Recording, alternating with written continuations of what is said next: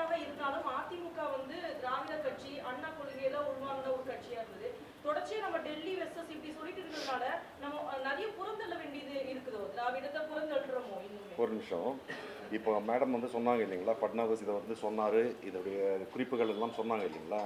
இந்த ஃபட்னாவிஸ் அப்படின்றவர் துணை முதலமைச்சராக மகாராஷ்டிராவிலும் முதலமைச்சராக இருந்த காலகட்டத்தில் வந்து பார்த்திங்கன்னா பல்லாயிரக்கணக்கான கோடி முதலீடுகள் மகாராஷ்டிராவுக்கு வரவிருந்தது.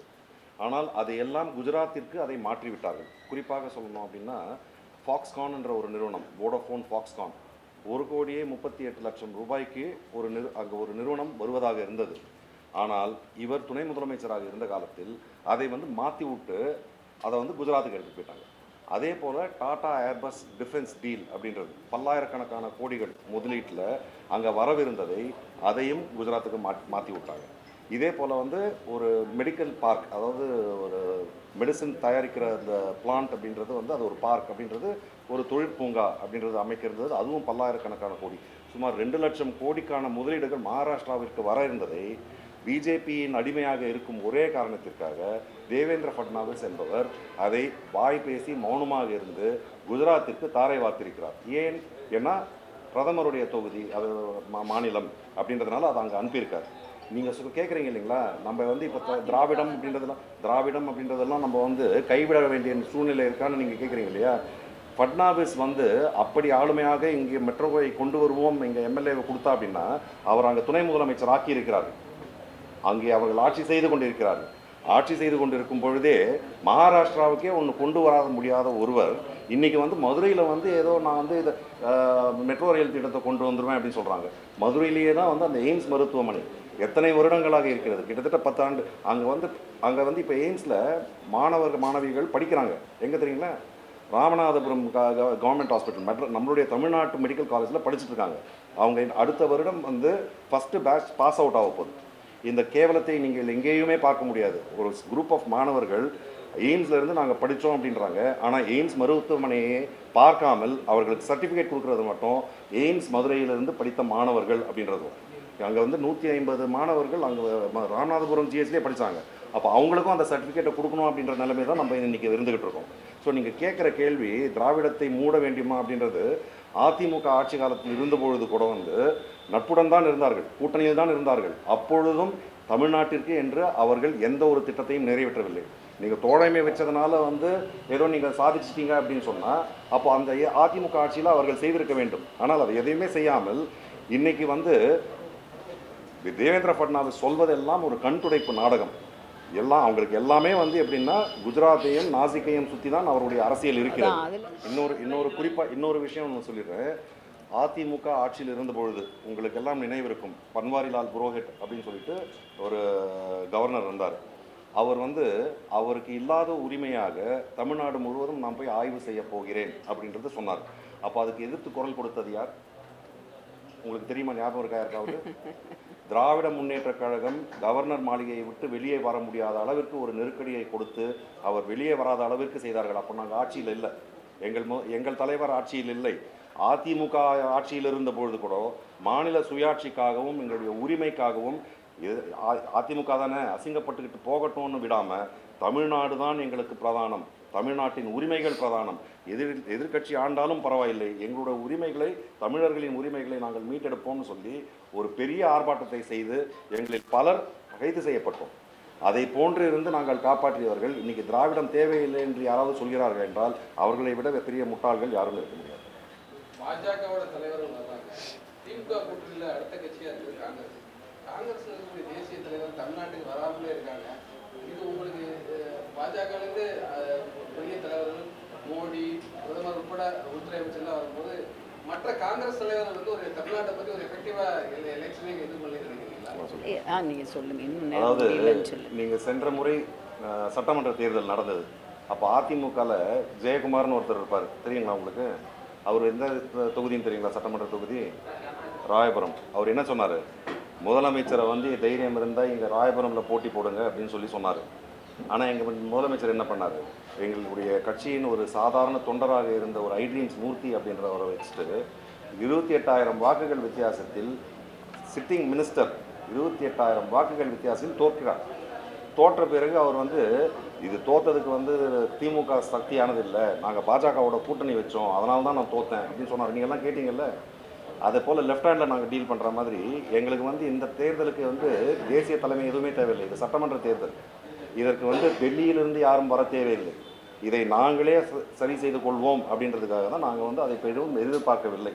அவங்க வராமல் இருந்தாலே கூட வந்து நாங்கள் 200 தொகுதிகளுக்கு மேல் கண்டிப்பாக வெற்றி பெறுவோம் என்ற நிலைமையில் அவர்களுக்கும் இன்னும் 4 சட்டமன்ற தேர்தல்கள் நடக்கிறது. நீங்கள் அங்கே பார்த்துக்கோங்க, நாங்கள் இங்கே பார்த்துக்குறோம் அப்படின்னு சொல்லி தான் நாங்கள் வந்து இதை மேனேஜ் பண்ணிக்கிட்டு இருக்கோம். இன்றைக்கி பிரதமரும் இத்தனை பேரும் வர்றாங்க. ஏன் வர்றாங்க அப்படின்னா, அவங்களுக்கு புரிகிற பாஷையில் நான் சொல்லணும் அப்படின்னா, ராமாயணம்னு ஒரு அருமையான கதை இருக்குது தெரியுங்களா? அந்த ராமாயணத்தில் ஒரு அஸ்வமேத யாகம் அப்படின்ட்டு ஒன்று இருக்கும். அதாவது எப்படின்னா, ஒரு குதிரையை வந்து எங்கெல்லாம் போக விடலாமோ விடலாம், அது எங்கெல்லாம் போகுதோ அதெல்லாம் என்னுடைய நாடு அப்படின்னு சொல்லி அவங்க அந்த குதிரை வந்து இன்றைக்கி தமிழ்நாட்டு பார்டரில் நிற்கிது. ஆனால் அங்கே ஒரு கோட்டை இருக்குது. அந்த கோட்டை என்பது திராவிட கோட்டை. தந்தை பெரியார், பேரறிஞர் அண்ணா, முத்தமிழறிஞர் கலைஞர், இன்று அதை கட்டி காத்து கொண்டிருக்கும் எங்களுடைய முதல்வர் முத்துவேல் கருணாநிதி ஸ்டாலின், அதுக்கப்புறமா எங்களுடைய உதயநிதி ஸ்டாலின். இதையெல்லாம் நீங்கள் தாண்டி வர்றதுக்கு வாய்ப்பே இல்லை அப்படின்றது தான். பிரதமர் வந்து எத்தனை வாட்டி வர்றாரோ எங்களுக்கு வந்து அத்தனை அளவுக்கு நல்லது. ஏன்னா ஒவ்வொரு வாட்டி அவர் வர்றப்போ எங்களுடைய வாக்கு சதவீதம் கூடிக்கொண்டே தான் போகும். ஸோ அதனால் நாங்கள் வந்து வேறு யாரையும் எதிர்பார்க்கவில்லை. காங்கிரஸ் வருவாங்களோ இல்லாட்டி யார் வருவாங்கன்றதையும் எதிர்பார்க்கல. இங்கே இருக்கிற காங்கிரஸ் தலைவர்கள், அவர் செல்வ பெருந்தகை, அவர்கள்லாம் பிரச்சாரம் பண்ணாலே போதுன்றப்போ மற்றதை வந்து நீங்கள் கேரளாலையும் இந்த வெஸ்ட் பெங்கால்லையும் அங்கேயும் கான்சென்ட்ரேட் பண்ணுங்கள், உங்களுக்கு அங்கே கஷ்டமாக இருக்கும் அப்படின்றதுனால தான் அங்கே யாரும் வரவில்லை. சார், இப்போ புது சட்டம் கொண்டு வரதா இருக்கட்டும் சரி, சட்ட திருத்தமா இருக்கட்டும் சரி, பல விஷயத்துல சிறுபான்மையினர் ஒடுக்கப்பட்டவர்களுக்கு வஞ்சிக்கும் விதமா இருக்குது. அதிமுகவும் அதுக்கு அங்கீகரிக்குதுன்னு மேடம் சொன்னாங்க. இப்போ நம்ம திமுகவை பொறுத்த வரைக்கும் கலைஞர், அறிஞர் அண்ணா, பெரியார் இவங்களை நம்ம நிறைய சொல்லி நம்ம வந்து பிரச்சாரத்துல ஈடுபடுறோம், நிறைய விஷயம் சொல்றோம். இப்போ இதோட சேர்த்து நாம் புரட்சியாளர் அம்பேத்கர் பெயரையும் அதிகமாக உச்சரிக்க வேண்டிய தேவை இருக்கிறதா? புரட்சியாளர் அம்பேத்கர் பெயர் என்றுமே நம் நினைவில் இருந்து கொண்டே இருப்பதற்கு ஒரே ஒரு இது கான்ஸ்டியூஷன். அந்த கான்ஸ்டியூஷன்ன்றது ஒரு லிவிங் ப்ரீதிங் பீயிங். அது இருக்கும் வரை புரட்சியாளர் அம்பேத்கர் என்றும் இருந்து கொண்டே தான் இருப்பார். திராவிடம் அப்படின்றது இருக்கும் வரை எங்களுடைய தலைவர்கள் எல்லாருமே இருந்து கொண்டு தான் இருப்பார்கள். இன்னொரு சின்ன விஷயம் கிளாரிஃபை பண்ணிடலான்னு பார்த்தேன்.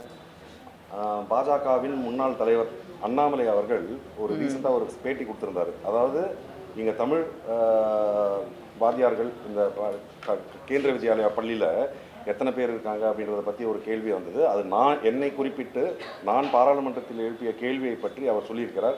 எப்பொழுதுமே அவர் பொய்யைத்தான் சொல்வார். நான் வந்து கேட்ட கேள்வியும் அவர்கள் கொடுத்த பதிலும் உண்மையை மறைத்து அவர் சொல்லியிருக்கிறார். நீங்கள் அதில் பார்த்தீங்கன்னா எத்தனை ஆசிரியர்கள் நிரந்தரமாக பணியாற்றுகிறார்கள் கேந்திர வித்யாவில் தமிழ் ஆசிரியர்கள் தமிழ்நாட்டில், இதுதான் கேள்வி. அதற்கு அவர்கள் கொடுத்த பதில் வந்து 0. இதுதான் உண்மை.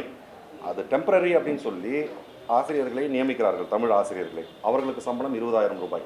ஆனால் சமஸ்கிருதம், ஹிந்தி போன்ற மொழிகளை கற்றுக் கொடுப்பவர்கள் நிரந்தர ஆசிரியர்களாக நியமிக்கப்படும் போது அவர்களுக்கு சம்பளம் 70,000க்கும் மேலாக.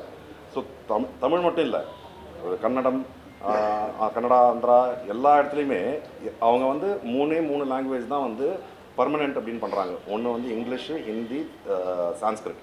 சான்ஸ்கிரிட்ன்றது மொத்தமாகவே இந்தியாவில் தாய்மொழியாக கொண்டிருப்பது ஒரு 20,000 பேரோ என்னவோ தான்.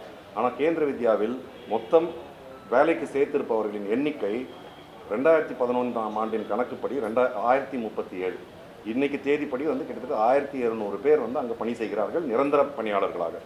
பேசாத ஒரு மொழியை வளர்க்கணும் அப்படின்னு சொல்லி அவர்கள் ஆயிரக்கணக்கான கோடி ரூபாய்களை செலவு செய்து கடந்த 10 ஆண்டுகளில் 3548 கோடி for 10 years for the development of Sanskrit language. தமிழுக்கு எவ்வளோ அப்படின்னு பார்த்தீங்கன்னா வருஷத்துக்கு 30 கோடி கூட கொடுக்க மாட்டாங்க. 10 வருஷத்தில் 113 கோடி தான். அதுதான் சவுத் இந்தியன் டிராவிடியன் லாங்குவேஜஸ்க்கு எல்லாமே அவங்க கொடுக்கின்ற நிதி பகிர்வு. இப்போ அவங்க மும்மொழி கொள்கைன்னு சொல்கிறாங்க. அதில் என்ன சொல்கிறாங்கன்னா தாய்மொழி கற்றுக்கணும், ஆங்கிலம் கற்றுக்கணும், அடுத்தது ஹிந்தியை கற்றுக்கணும் அப்படின்றது தான் அவங்களுடைய நீண்ட நாள் கோட்பாடு. ஆனால் கேந்திர வித்யாலயா பார்த்தீங்கன்னா அவங்க வந்து தாய்மொழி கற்பித்தலை எப்படி தவிர்க்க முடியும் அப்படின்றதுக்காக தான் அவங்க வேலை செய்வாங்க. அப்படி தாய்மொழியை கற்றுக் கொடுக்க வேண்டும் என்றால் தமிழ் ஆசிரியர்களை நிரந்தர ஆசிரியர்களாக போடணும். இன்னொரு விஷயம் அவர் என்ன சொல்றாருன்னா, தமிழ் வர்ச்சுவல் அகாடமி மூலமாக நாங்கள் அதை கற்றுக் கொடுக்கிறோம் தமிழ்நாட்டில் அப்படின்னு சொல்றாரு. தமிழ் வர்ச்சுவல் அகாடமின்றது ஒரு ஆட்டோனமஸ் பாடின்னு அவர் சொன்னது உண்மை. ஆனால் அது தமிழ்நாடு ஸ்டேட் கவர்மெண்ட்டுடைய முயற்சி. அது இது எதற்காக ஆரம்பிக்கப்பட்டதுன்னா, நம்முடைய தமிழ் தொப்புள் கொடி உறவுகள் பல வெளிநாடுகளில் இருக்கிறார்கள்.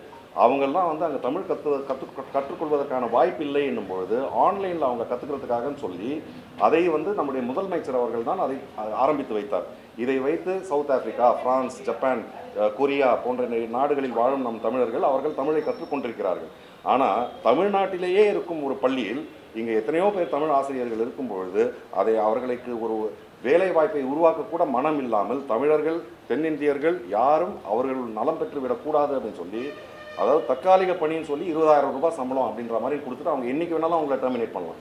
இதை போன்று செய்து கொண்டிருப்பதை அண்ணாமலை அவர்கள் திரித்து, ஏதோ நாங்கள் வந்து தமிழுக்காக இவ்வளோ பண்ணிட்டோம், சன் டிவி இருக்கீங்களா, சன் டிவி மேலே தான் கேஸ் போட போகிறேன் அப்படின்னு சொல்லியிருக்காரு.